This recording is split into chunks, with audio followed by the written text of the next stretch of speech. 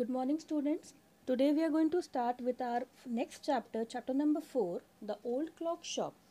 Christmas Eve had arrived. As last minute shoppers were going back, a thick white sheet of snow lay over Salt Lake City, USA. Yet the lights were still burning in the old clock shop as Ray, its old deaf owner, worked on a clock he had sold that day. Having finished his work, Ray stood up and was on his way to the back room when a cold rush of air from the front door hit the back of his neck. He turned to meet a last minute shopper, but his old wise eyes told him that this was not a shopper. He saw two men, one in his 20s, the other closer to 50. The younger man remained at the door. The older man approached the counter with no sign of friendliness in his eyes. Ray was able to hide his growing fear as he slowly pushed a notepad and a pencil across the counter. He smiled at the unfriendly face. They pointed to his ears and shook his head from side to side. A quick look of surprise changed the man's face as he studied the notepad, then turned and said something to his friend. Ray used the chance to look closely at the man, paying attention to the shape of the gun and a restless hand in the man's right coat pocket. Anger boiled with him, but it was kept down by an inner voice that said, "Be still." He wrote on the notepad, "May I help you?" For the first time, the older man looked directly at Ray and smiled. A cruel, mocking smile. They both understood why he was there, why his friend remained at the door. They looked like men who were down on their luck and were now ready to try something they would later be sorry about. The clock ticked on. Ray calmly wrote another message. "Have you come to pick up a clock or watch?" Then he pointed to the lone boat filled with hanging clocks and pocket watches. His was not a pawnbroker, but at the same time couldn't say no to the needy people who placed their old watches or clock before him for anything they could get. He loaned more than he should. They would be there when the owners wanted them back at the same price he had paid with no interest. Then the older man seemed to feel a little easier, took out his hand from his pocket and quickly looked at the watch on his wrist. "How much will you give me for this?" the man wrote. Ray noticed a little shame in the grey eyes looking at him. The watch was nothing special and yet had great powers. It was something to exchange a way out of a bad situation. Knowing that great need had brought the man to his shop in the first place, Ray asked, "How much do you need from it?" The reply came back on the notepad, "Whatever it's worth." Ray reached into the cash box, pulled out a $50 note and passed it into the man's hand. As they shook hands, Ray looked into the man's eyes. They seemed to say, "Thank you." They both knew the watch wasn't worth that much. Before turning to leave, the man wrote, "I will be back to pick it up as soon as I can. Merry Christmas." The little story ended on the half an hour with the clocks striking all together. The timepieces, which had been looking on silently all the while, rang out the time with such feeling that even Ray thought he could hear them.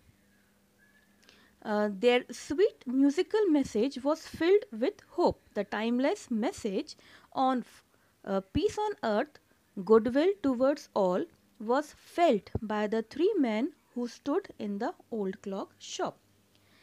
Now, children, this story, I will give you the summary just to make you all clear. This story is about a clock shop, an old clock shop. This shop was in USA. It was somewhere in the Salt Lake City, USA, and the owner of this shop was Ray. He was old and a deaf owner, and he always used to sell clocks. This is the time when it was Christmas Eve had already arrived, and all the people of the street was leaving for Christmas. They were closing the shop Ray was the only man whose shop was open, and suddenly he decided to go into the back room, and as he was leaving back for the back room, suddenly he felt the breeze on his neck and he turned back. He saw two men, one in his 20s and the other was 50. They were the one man who was standing in front of his counter. He saw that that man was not friendly. Ray was old, he was deaf. So what he did, he just pushed his notepad and he pointed out towards his ears as though he was trying to say that he couldn't hear. So he wrote on the notepad, "May I help you?" The man was not a friendly man. Ray was very surprised to see this man, and Ray thought that this man has came definitely for some mischief or maybe some robbery in the shop. Now Ray, as he was looking at the hand of this man, one hand was inside the pocket and it was looking like a gun. Now Ray used to lend money to the needy people. This man, he took out his wrist from his pocket and he showed the watch and he said, "How much will you give me for this?" Ray saw the watch and it was not a very good watch, but he asked, "How much do you want from it?" He said, "Whatever it is worth." Ray pulled out $50 from his notepad and he gave it to this man. This man was very happy and he said thank you to Mr. Ray, and he said that he will surely come back to take the watch from him. And they both left the shop and they even said Merry Christmas to Mr. Ray. Now the whole story ended in half an hour, and as that all ended, the timepieces, they were all together, and immediately their sweet musical message was filled with hope. The message was peace on earth, goodwill towards all, and this was the message which was given through all the clocks which was there in the clock shop. They all rang together. This is the story all about.